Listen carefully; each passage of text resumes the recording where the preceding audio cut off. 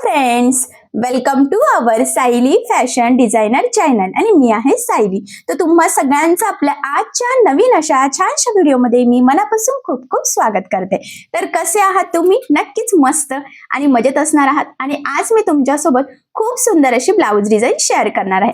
Actually बऱ्याचदा आपल्याला त्याच डिझाईन बघून कंटाळा येतो, वेगळी युनिक अशी डिझाईन बनवायची असते, पण कशी बनवावी हे सुचतच नाही. आणि आजची ही जी काही डिझाईन आहे तर याची मी तुम्हाला संपूर्ण कटिंग आणि स्टिचिंग अतिशय सावकाश स्टेप बाय स्टेप आणि खूप काही महत्त्वाच्या फिनिशिंगच्या टिप्स अँड ट्रिक्स सहित सांगणार आहे, जेणेकरून तुम्हाला आपला आजचा हा व्हिडिओ बघून फक्त अशी डिझाईन बनवणंच नाही तर ती प्रॉपर परफेक्ट फिनिशिंग सहित कशी बनवावी तर हे देखील सहजच लक्षात येईल. आणि या छानशा डिझाईनमुळे आपल्या साडीला ब्लाउजचा खूप सुंदर असं लुक येईल. सो अशी छानशी ट्रेंडिंग ब्लाउज डिझाईन तुम्ही नक्की ट्राय करून बघा. ठीक आहे, सो चला मग आता वेळ न घालवता आपण आपल्या आजच्या छानशा व्हिडिओला सुरुवात करूयात. आणि हा व्हिडिओ तुम्ही स्किप न करता पूर्ण नक्की बघा, जेणेकरून तुम्हाला आपला आजचा हा व्हिडिओ बघून अशी छानशी ब्लाउज डिझाईन बनवणं खूपच सोपं जाईल. ठीक आहे, सो चला मग आता आपण स्टार्ट करूयात.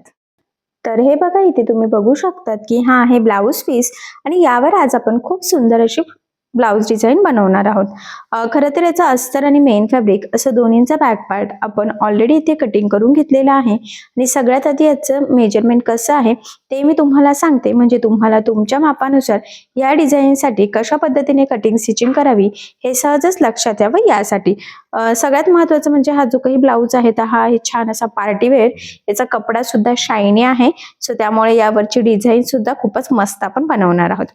तर बघा, मग हा जो काही ब्लाउज आहे तर ह्या ब्लाउजची जी काही उंची आहे तर ती आहे इथे 13 इंच, त्यामध्ये 1 इंच मार्जिन, असं टोटल आपण इथे 14 इंचाला मार्किंग करून घेतलेली आहे.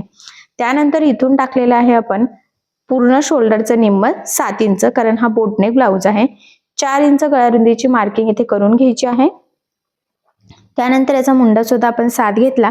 क्रॉसमध्ये 1 ला मार्किंग करून बॅक साईडच्या मुंड्याचा शेप सुद्धा दिलेला आहे. आणि इथून टाकत असतो आपण छातीचा चौथा भाग म्हणजे 8.5 अधिक 1.5 असं टोटल 10 इंचाला मार्किंग करून हा बॅक पार्ट आपण इथे ऑलरेडी कटिंग करून घेतला. आता सगळ्यात आधी गळ्याची जी काही मार्किंग आहे तर ती आपल्याला अस्तरच्या बॅक पार्टवर करायची आहे. सो वरून 3 इंचाला एक मार्किंग करायची, त्यानंतर त्याच्या खाली 1 इंच आणि इथून 7 ते 7.5 इंचाला तुम्ही मार्किंग करू शकतात. त्यानंतर गळारुंदी घ्यायची आहे आपल्याला 4 इंचाची. तर इथे बघा, मग 4-4 इंचाची मी तिन्ही ठिकाणी मार्किंग करून घेते. यानंतर आता हे पॉइंट जे आहे ना तर ते पट्टीच्या सहाय्याने आपल्याला लाईन ड्रॉ करून जॉईन करायची आहे. आणि खरं तर ना इथे वरच्या साईडला एक बॉक्स आणि खालच्या साईडला एक बॉक्स असे टोटल 2 बॉक्सेस तयार होतात. आणि वरती एक गळ्याचा आकार येत असतो आपल्या रेग्युलरली बोटनेक मध्ये, आणि मध्ये एक शेप असतो. तर बोटनेक ब्लाउजची तुमची डिझाईन कशीही असो, ही आपली बेसिक स्टेप आहे. या पद्धतीने आपल्याला 2 बॉक्स तयार करून घ्यावे लागतात. आणि आता आपण इथे गोल गळ्याची मार्किंग करून घेऊयात. ठीक आहे, सो अशा पद्धतीने हा गोल गळा आपला इथे ड्रॉ झालेला आहे. त्यानंतर आता मधला जो काही शेप आहे ना तर तो आपण इथे ड्रॉ करून घेऊयात. खरं तर काय करायचं, आता आपल्याला इथे बंद बाजूच्या साईडने एक मार्किंग करायची आहे. तर ती मार्किंग तुम्ही 1 ते 1.5 इंचाची करू शकतात, म्हणजे आपल्याला डिस्टन्स तेवढा पाहिजे नाही. सो बघा, मग वरच्या साईडला सगळ्यात आधी मी काय करते, 1-1.5 इंचाची मार्किंग करून घेते. तुम्हाला हा डिस्टन्स जास्त हवा असेल तर तुम्ही 2 इंच, कमी हवा असेल तर 1 इंच अशी मार्किंग करू शकता. पण ह्या शेपसाठी 1.5 इंच इथे सफिशियंट आहे. 1.5 आणि 1.5 2 इंच नंतर होणारच आहे. त्यानंतर इथून गोलाकार आपल्याला शेप ड्रॉ करून घ्यायचा आहे या पॉइंटला जॉईन करतच. आणि आता ही मार्किंग झाल्यानंतर इथून खाली आपल्याला अजून एक शेप ड्रॉ करायचा आहे, तो म्हणजे पानगळ्याचा. तर बघा, मग इथून आपल्याला पानगळ्याचा आकार द्यायचा आहे. हा कर्व तसाच ठेवायचा आहे आणि अलगत अलगत हळूहळू हा शेप आधी ड्रॉ करून घेऊयात आपण, आणि मग नंतर हे इथे मॅच करायचं आहे. ठीक आहे, आता ही मार्किंग झाल्यानंतर यावर आपण थोडंसं डार्क करून घेऊयात. खरं तर आता ही गळ्याची जी काही मार्किंग आहे ना तर ती मी तुम्हाला अगदी व्यवस्थित सावकाश सांगितलेली आहे, स्टेप बाय स्टेप सांगितलेलं आहे, म्हणजे तुम्हाला आपला आजचा हा व्हिडिओ बघून गळ्याची मार्किंग कशी करावी हे सहज लक्षात यावं यासाठी. ठीक आहे, सो बघा, मग अशा पद्धतीने आपली कंप्लीट मार्किंग झाली. आता वरचा हा जो काही गळा आहे त्यावर आपण इथे कटिंग करून घेऊयात. तर बघा, मग हा गळा आपला कट झालेला आहे. त्यानंतर काय करायचं आहे, मधला हा जो काही शेप आहे तर हा खरं तर आपल्याला कॅनव्हास पेपर लावून स्टिच करायचा आहे. सो मग आता आपण इथे पेपर कॅनव्हास वापरणार आहोत. तर बघा मग हा कॅनव्हास पेपर ह्या पद्धतीने डबल फोल्ड करायचा आहे, बरोबर इथे ठेवून घ्यायचा आहे. अशा पद्धतीने ठेवल्यानंतर आपल्याला ना फेंट फेंट मार्किंग वरच्या साईडने दिसते, जी आपण मार्क केलेली आहे. तर त्यावर आता आपल्याला बरोबर हे ड्रॉ करून घ्यायचं आहे. बघा जरी व्हिडिओत तुम्हाला ही मार्किंग दिसत नसेल तरी, म्हणजे दिसते फेंट फेंट, पण जर दिसत नसेल तर तुम्ही ह्याच पद्धतीने करायचं आहे, म्हणजे तुम्हाला बरोबर दिसेलच. ठीक आहे. त्यानंतर तीच मार्किंग दुसऱ्या साईडला सुद्धा फेंट दिसत होती, तर मी ती डार्क करून घेतली, जेणेकरून सेंटर पासून दोन्ही साईडने आपली मार्किंग अगदी परफेक्ट आणि सेम यावे यासाठी. त्यानंतर 1 इंच कडेकडेने मार्जिन ठेवत आपण इथे हा कॅनव्हास पेपर कट करून घेतलेला आहे. आता ह्या कॅनव्हास पेपरसाठी लागणार आहे आपल्याला अस्तर, तर ते अस्तर सुद्धा आपण इथे कट करून घेऊयात. तर लक्षात राहू द्या, अस्तर पण ह्या पद्धतीने डबल फोल्ड करून कट करून घ्यायचं. आणि इथे सुद्धा मी आता थोडंफार मार्जिन ठेवत आहे. ठीक आहे. तर अशा पद्धतीने आता आपला हा गळा इथे कटिंग झालेला आहे.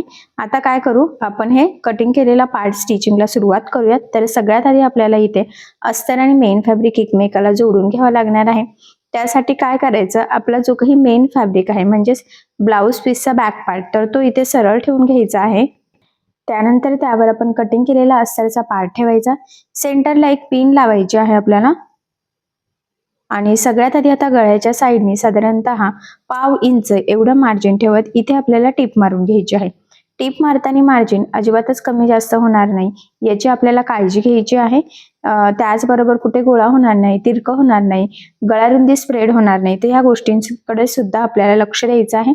त्यानंतर लगेचच कमरेच्या साईडला साधारणतः अर्धा इंच एवढं एकसारखं मार्जिन ठेवत आपण टीप मारून घेतली. टीप मारल्यानंतर जे काही एक्स्ट्राचं मेन फॅब्रिक आहे तर ते कट करायचं. आणि गळ्याच्या मध्ये सुद्धा जे काही एक्स्ट्राचं मेन फॅब्रिक म्हणजेच ब्लाऊज पीसचा जो काही एक्स्ट्राचा कपडा आहे तर तो आपल्याला इथे कटिंग करून घ्यायचा आहे. आता हा कट झाल्यानंतर ह्या गळ्याला द्यायचे आहे आपल्याला छोटे छोटे कट्स, जेणेकरून ज्यावेळेस आपण हा बॅक पार्ट सरळ करू तर तो प्रॉपर परफेक्ट फिनिशिंग सहित सरळ व्हावा. त्यासाठी खरं तर ही स्टेप खूपच इम्पॉर्टंट आहे. मग बघा अशा पद्धतीने हा पार्ट मी इथे सरळ करून घेतला. आणि आता सगळ्यात आधी गळ्याच्या साईडने द्यायची आहे आपल्याला दाबटीप. तर बघा मग दाबटीप देताना आतला अस्तरचा कपडा वरती दिसणार नाही, याची आपल्याला काळजी घ्यायची आहे, जेणेकरून आपली गळ्याची फिनिशिंग बिघडायला नको. कारण आता आपण जी दाबटीप देणार आहोत त्यावरच आपला गळ्याचं संपूर्ण लुक फिनिशिंग डिपेंड आहे. आणि मग फिटिंगला सुद्धा प्रॉब्लेम येऊ शकतो जर दाबटीप व्यवस्थित नसेल तर. तर बघा किती परफेक्ट असा आपला गळा इथे रेडी झालेला आहे. त्यानंतर लगेचच कमरेच्या साईडला सुद्धा आपण दाबटीप देऊन घेऊयात. आणि इथे सुद्धा दाबटीप देताना आतला अस्तरचा कपडा वरती दिसणार नाही, याची आपल्याला खरं तर इथे काळजी घ्यायची आहे. आणि इथे तुमच्या लक्षात येईल की कमरेचा पार्ट आणि गळ्याचा पार्ट दोन्ही आपल्या सोबतच फिनिशिंग सहित रेडी होते. इथे कुठेही आपल्याला कमरपट्टी किंवा गळापट्टी लावण्याची गरज सुद्धा पडत नाही. त्यानंतर अस्तर आणि मेन फॅब्रिक एकमेकाला आपल्याला जोडून घ्यायचं आहे. आता हे जोडताना जेवढं शक्य आहे तेवढं कमीत कमी मार्जिन आपल्याला पकडायचं आहे, कारण हे मार्जिन आपण कुठेही कॅल्क्युलेट केलेलं नसतं. त्याचबरोबर जोडताना कुठे गोळा होणार नाही, तिरकं जाणार नाही, कुठे फुगा येणार नाही, तर या छोट्या मोठ्या गोष्टींची सुद्धा आपल्याला काळजी घ्यायची आहे. फायनली हे जोडून झाल्यानंतर जे काही एक्स्ट्राचं मेन फॅब्रिक म्हणजेच ब्लाऊज पीसचा एक्स्ट्राचा कपडा आहे तर तो कट करून परफेक्ट मापाचा बॅक पार्ट इथे आपल्याला रेडी करून घ्यायचा आहे.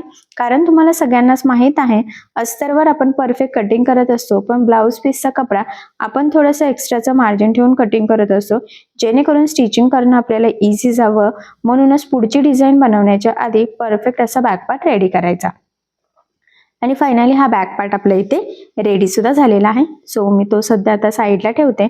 आणि आता कॅनव्हास पेपरचा गळा आपण रेडी करून घेऊयात. खरं तर आता आपल्याला इथे कॅनव्हास पेपरला अस्तर जोडून घ्यायचं आहे, जे आपण ऑलरेडी कटिंग केलेलं आहे.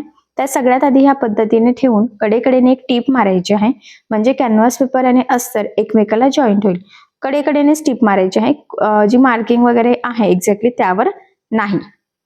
ठीक आहे. आता टीप मारून झाल्यानंतर फक्त पाव इंच एवढंच आपल्याला मार्जिन इथे ठेवायचं आहे. बाकीचं संपूर्ण एक्स्ट्राचं आपल्याला इथे कट करून घ्यायचं आहे. सो बघा मग मी अगदी व्यवस्थित इथे कडेकडेने कट करून घेतलेलं आहे. आणि आता हे कट झाल्यानंतर इथे छोटे छोटे कट्स मारायचे आहेत, जेणेकरून आपण ज्यावेळेस हा अस्तरचा पार्ट फोल्ड करू तर तो प्रॉपर परफेक्ट फिनिशिंग सहित फोल्ड व्हावा यासाठी. ठीक आहे. त्यानंतर बघा ह्या पद्धतीने फोल्ड करत आपल्याला सिंपल अशी टीप मारायची आहे. या स्टेपने काय होतं, खरं तर आपल्या अस्तर मध्ये कॅनव्हास पेपर अगदी परफेक्ट असा पॅक होतो आणि फिनिशिंग बिघडत नाही, लवकर गळाही आपला खराब होत नाही, त्यासाठी खरं तर ही स्टेप खूपच इम्पॉर्टंट आहे. आणि बघा मग फायनली अगदी व्यवस्थित काळजीपूर्वक आपल्याला कडेकडेने हे फोल्ड करत इथे टीप मारून घ्यायची आहे, म्हणजे आपला हा गळ्याचा पार्ट परफेक्ट रेडी होईल, जेणेकरून हा कॅनव्हास पेपर लावून आपल्याला बॅक पार्ट स्टिच करता येईल. आणि बघा किती छान प्रॉपर असं हे पार्ट रेडी सुद्धा झालेला आहे. यानंतर आता आपण हा पार्ट इथे गळ्याला जॉईन करायचा आहे. सो सेंटर पॉईंटची मी मार्किंग करून घेतली. त्यानंतर हा पार्ट सरळ ठेवायचा, त्यावर बरोबर मध्यभागी आपल्याला हा गळा ठेवायचा आहे. बॅक पार्टचा सेंटर पॉईंट आणि याचा सेंटर पॉईंट मॅच करत सगळ्यात आधी एक मध्यभागी टीप मारून घ्यायची आहे. या स्टेपने काय होतं की गळा आपला अगदी शेप व्यवस्थित मध्यभागी येते, कारण की बऱ्याचदा तो तिरका वगैरे होऊ शकतो. सो त्यामुळे आधी एक मध्यभागी टीप मारायची आणि त्यानंतर मग जी मार्किंग आपण केलेली आहे एक्झॅक्टली त्यावरच आपल्याला इथे टीप मारून घ्यायची आहे.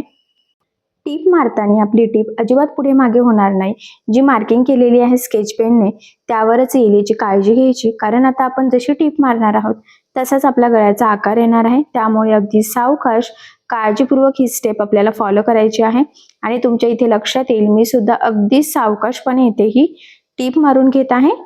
आणि फायनली बघा आपली इथे ही टीप मारून झालेली आहे.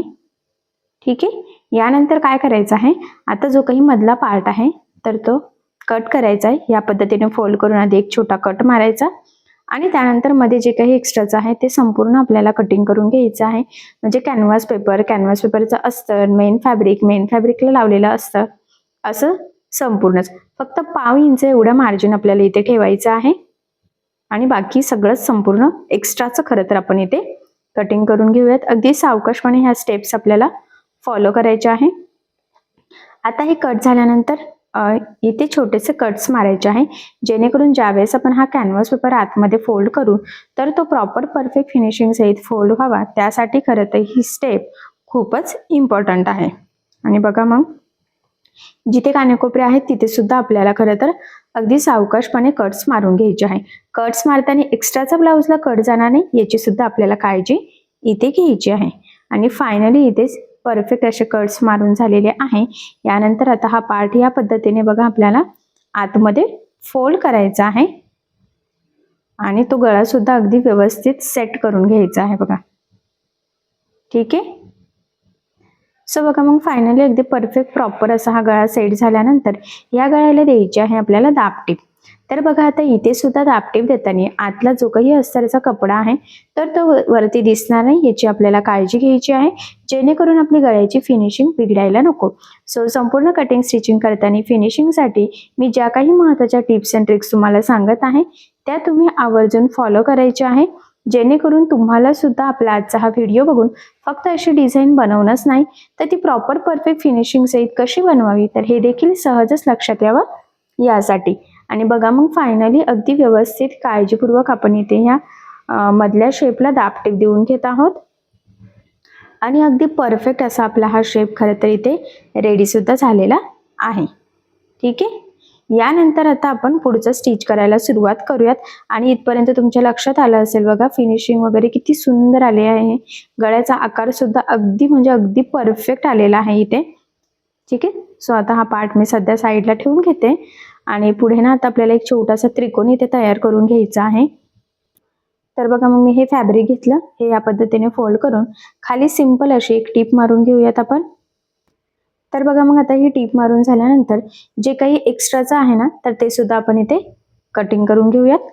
आता हा आपला एक त्रिकोण तयार झालेला आहे बघा, तर तो किती लागतोय तर ते आपण चेक करूयात. खरं तर हा खूप मोठा झालाय, एवढा आपल्याला लागणार नव्हता, त्यामुळे मग मी अजून एक टीप मारून घेते आणि एक्स्ट्राचं इथे कट करून घेते. जर तुम्ही तो सुरुवातीची जी काही रुंदी आहे तर ती जर जास्त घेतली, मी म्हटलं होतं बघा तुम्ही 1.5 इंच 2 इंच 2.5 इंच असं घेऊ शकतात, मग तसंच घेतलं तर तुम्हाला मोठा त्रिकोण तिथे लागला असता. ठीक आहे, मी जरा 1.5 इंचाचं घेतलं होतं, त्यामुळे मग इथे छोटा हा जो काही त्रिकोण आहे तो एवढा साईज सफिशियंट आहे. त्यानंतर आता इथे आपल्याला रेडीमेड नॉट लागणार आहेत, तर गोल्डन कलर इझिली कशावरही मॅच होतो, त्यामुळे मग मी ते गोल्डन कलरचे नॉट घेते. जर तुम्हाला कापडी नॉट बनवायचं असेल तर तुम्ही कापडीही इथे बनवू शकतात. आणि मी एकदा म्हणजे अंदाजे थोडंसं माप मोजून घेतलेलं आहे आणि त्या साईजचे आपल्याला टोटल इथे एक साईडला 4 आणि दुसऱ्या साईडला 4 असे 8 नॉट कट करून घ्यायचे आहेत. सो बघा मग मी इथे हे सगळेच सोबतच कट करून घेते. रेडीमेड नॉट यूज केलेला आहे. रेडीमेडमध्ये सुद्धा कलर्स अवेलेबल असतात, तर तेही तुम्ही इथे यूज करू शकतात. आणि बघा मग इथे आपल्याला हे या पद्धतीने थोडासा डिस्टन्स ठेवत हे नॉट जोडून घ्यायचं आहे. आता ते कुठून जॉईन करायचं आहे त्या लेवलला मी एक मार्किंग केली, म्हणजे मग त्या मार्किंगचे आपल्याला बरोबर अंदाजे हे नॉट जोडता यावे, यासाठी काही मार्किंगच्या तिकडे तर ते गेले नाही पाहिजे, एवढ्यामध्येच आपल्याला ते बसवायचे आहे. आता इथे सुरुवातीला आणि शेवटी डबल टिप देऊन लॉक करायचं आहे आणि हे नॉट अगदी व्यवस्थित आपण हे पॅक करून घेऊयात. त्यानंतर सेम तसेच आपण दुसऱ्या साईडला सुद्धा लावून घेऊयात. तर दोन नॉट मधला डिस्टन्स शक्यतो सेम राहील याची काळजी घ्यायची, जेणेकरून आपली फिनिशिंग वगैरे बिघडायला नको यासाठी. ठीक आहे. सो बघा मग फायनली सेम त्याच पद्धतीने दुसऱ्या साईडला सुद्धा सुरुवातीला आणि शेवटी खरं तर डबल टिप देऊन लॉक करायचा, जेणेकरून आपले ते नॉट निघायला नको. आणि छान असे नॉट जोडून आपला हा त्रिकोण इथे तयार झालेला आहे. आता तयार झालेला हा त्रिकोण आपल्याला इथे लावून घ्यायचा आहे गळ्याच्या मध्ये. त्याचबरोबर हा जो काही त्रिकोण आहे ना, तर याला आपण खाली डायरेक्ट नॉट लावलेले आहे, त्यामुळे दोन त्रिकोण बनवायचे आणि ते दोन्ही एकमेकाला जॉईन करून मध्यभागी आपल्याला नॉट लावून घ्यायचे आहे. सो मी अजून एक त्रिकोण तयार करून इथे एकमेकाला जॉईन करून घेतलेला आहे. आणि मग आता आपण हा त्रिकोण इथे जोडून घेऊयात. सो बघा बरोबर इथे अंदाजे ह्या पद्धतीने मध्यभागी ठेवायचा आहे आणि सरळ टीप मारायची आहे. तर इथे सुद्धा सुरुवातीला आणि शेवटी डबल टिप देऊन आपल्याला खरं तर लॉक करून घ्यायचं आहे, जेणेकरून तिथून शिलाई निघायला नको. आता हे जोडून झाल्यानंतर हा एक्स्ट्राचा त्रिकोण थोडासा आपण कट करून घेऊयात. ठीक आहे. त्यानंतर आता 4 तिकडच्या साईडला आणि 4 इकडच्या साईडला आपल्याला या पद्धतीने बघा या लेवलमध्ये खरं तर ऍडजस्ट करायचे आहे आणि मग ते जोडून घ्यायचे आहे. आता सगळ्यात महत्त्वाचं म्हणजे हे जोडताना डबल टिप द्यायची आहे. त्याचबरोबर दोन नॉट मधला डिस्टन्स व्यवस्थित सेम राहील. आपल्याला जशी डिझाईन बनवायची आहे त्यानुसार लुझिंग मध्ये व्यवस्थित तो स्लोप येईल नॉटचा, याची आपल्याला खरं तर इथे काळजी घ्यायची आहे. सो बघा मग मी अगदी सावकाश आणि काळजीपूर्वक खरं तर इथे टीप मारून हे नॉट जॉईन करून घेत आहे, कारण की ते म्हणजे खूपच इम्पॉर्टंट आहे. बऱ्याचदा त्याचा डिस्टन्स व्यवस्थित आला नाही तर मग काहीच उपयोग नाही, अजिबात त्याला लुक येत नाही, फिनिशिंग सुद्धा बिघडते. सो तसं होऊ देऊ नका. आणि इथे सुद्धा शेवटी डबल टिप देऊन लॉक करायचं आहे. ठीक आहे. ही स्टेप खरं तर खूप इम्पॉर्टंट आहे, कारण की नॉट गोलाकार असतं, त्यामुळे सुईवरून ते सटकण्याचे चान्सेस असतात आणि ते आपल्याला सटकू द्यायचे नाहीये. एक साईडचा लावून झाल्यावर दुसऱ्या साईडचे बघा या पद्धतीने नॉट बरोबर पुन्हा सेट करून आपल्याला ते जोडून घ्यायचे आहे.